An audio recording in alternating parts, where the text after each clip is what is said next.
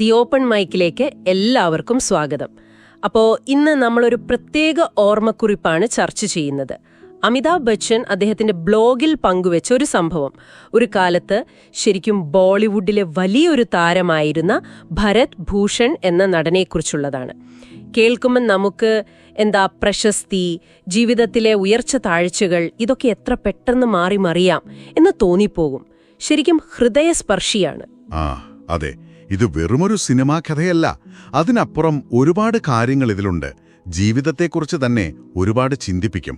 നമുക്കതിന്റെ ആ വിശദാംശങ്ങളിലേക്കൊന്ന് പോയി നോക്കാല്ലേ, അതിലെ പാഠങ്ങളിലേക്ക്. തീർച്ചയായും. അപ്പോ ആരായിരുന്നു ഈ ഭരത് ഭൂഷൺ? ചിലപ്പോ ഈ തലമുറയിലെ പലർക്കും അത്ര കേട്ട് പരിചയം കാണില്ല. ഹിന്ദി സിനിമയുടെ ആ ഒരു സുവർണ കാലഘട്ടം എന്നൊക്കെ പറയില്ലേ, 50കളിലെ അന്നത്തെ വലിയ നടന്മാരിൽ ഒരാളായിരുന്നു ബൈജു ബാവറ, മിർസ ഗാലിബ്. ആ സിനിമകളൊക്കെ ഓർമ്മയില്ലേ? അതിലൊക്കെ പ്രധാന വേഷം ചെയ്ത ആളാണ്. എന്തായിരുന്നു അദ്ദേഹത്തിന്റെ ഒരു പ്രത്യേകത?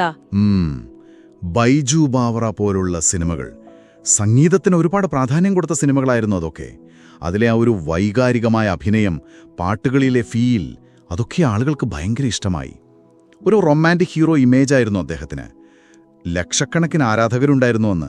ശരിക്കും ഒരു സൂപ്പർ സ്റ്റാർ. പക്ഷേ ആ ഒരു താരപരിവേഷം അധികകാലം നിന്നില്ല. സിനിമ നിർമ്മിക്കാൻ പോയതാണ് പ്രശ്നമായത് എന്ന് കേട്ടിട്ടുണ്ട്. അവിടെ സാമ്പത്തികമായി ചില പ്രശ്നങ്ങൾ പറ്റി. അതോടെ ശരിയാണ്, സിനിമാ നിർമ്മാണം അതെപ്പോഴും ഒരു റിസ്ക്കുള്ള കളിയാണ്. അവിടെ പറ്റിയ ചില കണക്കുകൂട്ടൽ പിഴവുകൾ അത് അദ്ദേഹത്തെ വല്ലാതെ ബാധിച്ചു. പിന്നെ സമ്പത്ത് മാത്രമല്ല പോയത്, പ്രശസ്തി, വലിയ കാറുകൾ, മുംബൈയിലെ ആ വലിയ ബംഗ്ലാവ്. എന്തിനധികം അദ്ദേഹം ഒരുപാട് ഇഷ്ടപ്പെട്ട് സൂക്ഷിച്ച പുസ്തകങ്ങൾ പോലും വിൽക്കേണ്ടി വന്നു എന്നാണ് പറയുന്നത്. കഷ്ടം തന്നെ. അവസാനം മലാഡിലൊരു ചെറിയ ഒറ്റമുറി ഫ്ളാറ്റിലേക്ക് ഒതുങ്ങേണ്ടി വന്നു. 1992 അദ്ദേഹം മരിക്കുമ്പോൾ ആ പഴയ പ്രതാപമൊന്നുമില്ലായിരുന്നു. അധികമാരും അറിഞ്ഞില്ല, വളരെ കുറച്ചുപേർ മാത്രം. അയ്യോ, അപ്പൊ ഈ ഒരു അവസ്ഥയിലാണ് വർഷങ്ങൾക്ക് ശേഷം അമിതാഭ് ബച്ചൻ ആ സംഭവം ഓർക്കുന്നത്. 2008 ബ്ലോഗിലാണ് എഴുതിയത്. അദ്ദേഹം ഒരു ദിവസം കാറിൽ ഷൂട്ടിങ്ങിന് പോവുകയായിരുന്നു. അപ്പോഴാണ് സാന്താക്രൂസിലെ ഒരു സാധാരണ ബസ് സ്റ്റോപ്പിൽ ക്യൂവിൽ നിൽക്കുന്ന ഭരത് ഭൂഷണെ കാണുന്നത്. ആ കാഴ്ച അത് അദ്ദേഹത്തെ വല്ലാതെ പിടിച്ചുലച്ചു എന്ന് പറയുന്നു. ഒന്ന് ആലോചിച്ചു നോക്കിയേ, ഒരു കാലത്ത് സ്വന്തം സിനിമ കാണാൻ തിയേറ്ററിന് മുന്നിൽ ആളുകൾ ക്യൂ നിന്നിരുന്ന ഒരാള് അതേ നഗരത്തില് ഒരു ബസ് സ്റ്റോപ്പിൽ മറ്റുള്ളവരെ പോലെ ആരും അറിയാതെ ക്യൂ നിൽക്കുന്നു. ആ പഴയ താരജാടയോ ആരാധകരുടെ ബഹളമോ ഒന്നുമില്ല. ബച്ചൻ അദ്ദേഹത്തെ കണ്ടു. ഒരു നിമിഷം വണ്ടി നിർത്തി ലിഫ്റ്റ് കൊടുക്കണോ എന്ന് വരെ ആലോചിച്ചു. പക്ഷേ അത് ചിലപ്പോ അദ്ദേഹത്തിനൊരു ബുദ്ധിമുട്ടാവുമോ, അല്ലെങ്കിൽ ഒരു ഇൻസൾട്ടായിട്ട് തോന്നുമോ എന്നൊക്കെ വിചാരിച്ച് ബച്ചൻ മടിച്ചു. വണ്ടി മുന്നോട്ടു പോയെങ്കിലും ആ രംഗം മനസ്സിന്ന് പോയില്ല. ഇത് നമ്മളിൽ ആർക്കും സംഭവിക്കാം എന്നാണ് അദ്ദേഹം ബ്ലോഗിൽ എഴുതിയത്. അത് ശരിയാണ്. ഗുരുദത്തിന്റെ ആ പഴയ സിനിമയിലെ കാഗസ് കെ ഫൂൽ, കടലാസ് പൂക്കൾ, അതും ഓർമ്മ വന്നു പറഞ്ഞു.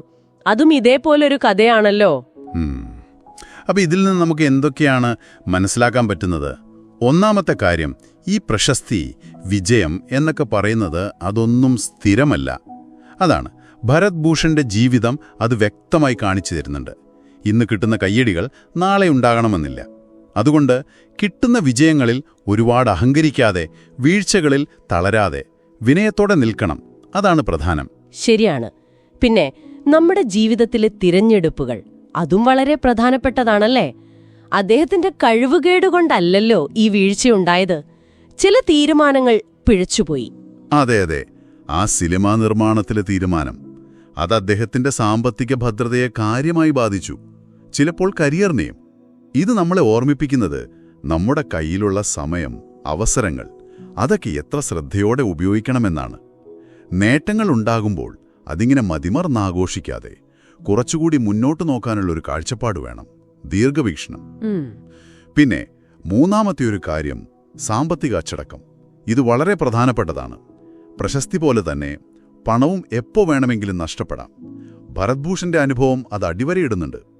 പണമുണ്ടാക്കാൻ മാത്രമല്ല, അത് സൂക്ഷിച്ചുപയോഗിക്കാനും പ്ലാൻ ചെയ്യാനും പഠിക്കണം. ഇല്ലെങ്കിൽ ഒരു കാലത്തെ ആ പ്രതാപം വെറും ഓർമ്മ മാത്രമായി പോവും. ശരിയാണ്. അവസാനമായിട്ട് ആ ഒരു സഹാനുഭൂതി, വിനയം, ബസ് സ്റ്റോപ്പിൽ ആ പഴയ താരത്തെ കണ്ടപ്പോൾ ബച്ചനുണ്ടായ ആ ഒരു മാനസികാവസ്ഥ, ആ ഒരു തിരിച്ചറിവ്, അത് നമുക്കെല്ലാവർക്കും മനസ്സിലാക്കാവുന്ന ഒന്നാണ്. ഒരു കാലത്ത് തിളങ്ങി നിന്ന ഒരാളുടെ ഇപ്പോഴത്തെ അവസ്ഥ കാണുമ്പോഴുള്ള ഒരു വിഷമം, ഇത് നമ്മളെ പഠിപ്പിക്കുന്നത് മറ്റുള്ളവരുടെ അവസ്ഥകളെ നമ്മൾ മനസ്സിലാക്കണം. നമ്മുടെ ഇപ്പോഴത്തെ നിലയിൽ അഹങ്കരിക്കാതെ എല്ലാവരോടും കുറച്ചുകൂടി കരുണയോടെ, വിനയത്തോടെ പെരുമാറണം. ഓരോരുത്തരുടെയും ജീവിതത്തിന് അതിൻ്റെതായ ഭാരങ്ങളുണ്ട്. തീർച്ചയായും. ഭരത് ഭൂഷന്റെ കഥ അത് വെറുമൊരു നടന്റെ കഥയല്ല. ജീവിതം എത്ര പ്രവചനാതീതമാണ്, മനുഷ്യന്റെ ഉയർച്ച താഴ്ചകൾ, അതിനെക്കുറിച്ചൊക്കെയുള്ള ഒരു വലിയ ഓർമ്മപ്പെടുത്തലാണ്. അതെ അതെ. അപ്പോ ഭരത് ഭൂഷന്റെ ഈ ജീവിതാനുഭവത്തെക്കുറിച്ച് കേട്ടപ്പോൾ നിങ്ങൾക്ക് എന്താണ് തോന്നിയത്? നിങ്ങളുടെ മനസ്സിൽ തട്ടിയ കാര്യം എന്താണ്? അല്ലെങ്കിൽ ഇതുപോലെ നിങ്ങളെ ചിന്തിപ്പിച്ച, ഒരു പക്ഷേ പ്രചോദിപ്പിച്ച എന്തെങ്കിലും അനുഭവങ്ങൾ നിങ്ങൾക്ക് പങ്കുവെക്കാൻ ആഗ്രഹമുണ്ടെങ്കിൽ ഞങ്ങൾക്ക് എഴുതാം. ഞങ്ങളുടെ ഇമെയിൽ വിലാസം theopenmicpodcasts@gmail.com. നിങ്ങളുടെ ചിന്തകളും അനുഭവങ്ങളും അറിയാൻ ഞങ്ങൾക്ക് താൽപ്പര്യമുണ്ട്. അപ്പോ അടുത്ത തവണ പുതിയൊരു വിഷയവുമായി നമുക്ക് വീണ്ടും കാണാം.